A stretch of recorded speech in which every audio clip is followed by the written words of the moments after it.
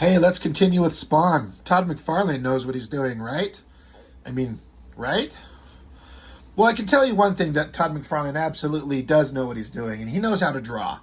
Um, did a quick flip through this, and I hear some people always giving McFarlane shit because they say he's not a very good cartoonist or he's not a very good artist.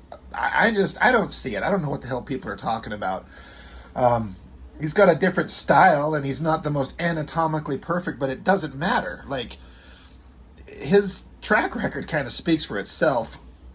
So, yeah, Spawn #4. This was kind of the last issue of the first main story, roughly speaking, for the introduction of the character and, his nemesis Violator and all this going on. Pretty striking cover. I've spoken on this a couple times whenever I've looked at like an art book of McFarlane's or the actual comics. I never thought that these monsters were scary. It's the least scary monster design I've ever seen. But it's a good drawing. It kind of stands out. I like it.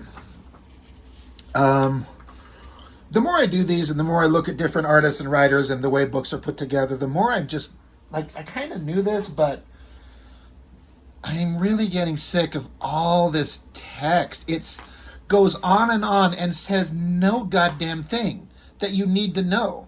I mean, I guess every comic is someone's first, and if this is the first time you're picking up Spawn, maybe this will bring you up to speed.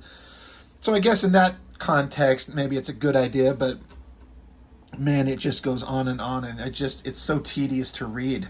It's ridiculous. I don't mind the drawing of Violator's spindly little hand carrying a bloody old heart. Now, if you've read these books, you know where that came from, but if this is the first time you're picking it up, like this is your first issue of Spawn, you might be like, well, what the hell am I looking at? Well, you flip the page and you treat it to... This is one of my favorite, like, double page splashes from this era ever. Spawn had this kind of regal nature and visually incredible because it's McFarlane drawing it. This giant hand with all the blood dripping off of it, holding the heart, but then Spawn standing here. But the colorists, I want to make sure we shout them out. Steve Olaf, Ruben Rude, Ollie Optics. Man, does this just look incredible. I always thought that glowing energy off that hand just looks so good. And taking McFarlane's wild drawings with like this smoke stuff kind of coming this way. Like, I sit here and think about if I'm drawing, I would never think to do this. Have it coming down here and kind of coming across like that, and he has these designy elements of his chains flailing around and his cape doing weird shit. I don't know, but that coloring there, although I don't know, like this hand doing this thing where like the two middle fingers are together. I can't even pull off that pose. I gotta say, I never quite understood it, and then I saw Whilce Portacio drawing characters with their hands where the two middle fingers are together and then the other fingers are kind of splayed out. And for some reason, I'm able to get a hand drawn better when I do that way. It's kind of ridiculous. I don't understand it, but it's just kind of a weird thing there. Anyway, pretty awesome double page spread, right? That looks really cool. And then McFarlane's was always good for like fun panel borders and shot compositions. But man, does he have these characters talk a lot. Just, holy God, give this to somebody else and have them eliminate 80% of everything that's said in this book, and it'll be better. He just goes on and on and on, and they just yapping at each other. And I get the sense that McFarlane's trying to write this as earnestly and as serious as possible, but it comes across like a joke. Like it's kind of stupid from a story perspective. I like the drawings. Again, even if I don't care for this monster design, I think it's really well drawn. But they're still screaming at each other. He throws his heart on the ground. Spawn energizes his hand, picks up his heart, and plugs it back into his chest. Now, thumb, index finger, middle finger, ring finger, and tucked right back here is his little pinky finger. But if you're not looking, I mean, it kind of looks like he's only got, right? Like, it looks like he's only got like this. Like he's only got 3 fingers. That was a poor choice. But the coloring is pretty awesome. There's Spawn doing that little 2-fingered thing again. There's just not much to say except the artwork's kind of cool. The artwork is very cool. The drawing, the inking, the coloring, the lettering is professionally done, but the words, oh my god, now pay attention, demon. I know your master. I know your master. The scum screwing with my life too. Yappity yap, yap, yap, yap, yap. Because I'll be goddamned if anyone's going to rip my heart out and not pay. You know, Mr. McFarlane, you can't write. Like, come on. I'm sorry. You can draw. You could draw like a son of a bitch. You want a great example? Ba-boom. Man, that looks good. And look, no text needed. He decides to throw it in. Here, just eliminate this. That drawing, the physical anatomy, the pose, I like the straight static side shot, the energy blast, the trails of energy coming off. And then again, the coloring is just bringing it with all these awesome highlights and just the energy. It works so well. I think it looks amazing. And then this shot where it's blasting at the Violator here, blowing a hole through him. Everything is perfect until you get this scroll with all this bullshit text on it. I like the idea, like the drawing of the scroll. You know, this tattered paper. But we don't need to hear it say, the force of Spawn's blast carves a hole through the Violator the size of a basketball. Fragments of bluish rotting chunks vomit themselves in a helter-skelter pattern. The brick walls now have a mural of crimson gore. This is so fucking stupid. The blood runs softly down the wall. Spawn is taken aback for a moment. Not by the blood. He has seen and spilled far too much. Nor is it the force of his power. It is simply that all this even exists. How can he repair a dismembered heart? Why does he even have such powers? When is all the madness going to end? Where does he go now that he has lost everything? The questions ricochet through his brain, and the scariest part for him is that he is almost getting used to all the insanity around him. That is fucking horrible. I guarantee you I could write it better than this. And you want to know what I would do? I just wouldn't fucking have it. You don't need that. It's so bad. It's laughable. Sorry. I'm getting a little worked up over here. I love the drawing. I love the artwork. And I'm a fan of McFarlane. I like his personality. I like his attitude. I like his fuck you, I'm going to do what I want. Fuck you, I'm going to say what I want to say. Fuck you, I'm going to carve my own path, and I'll have successes and I'll have failures, and oh, by the way, fuck you, I'm going to do what I want. And guess what? He's successful. He's a millionaire. He does what he wants. I respect that. I appreciate that.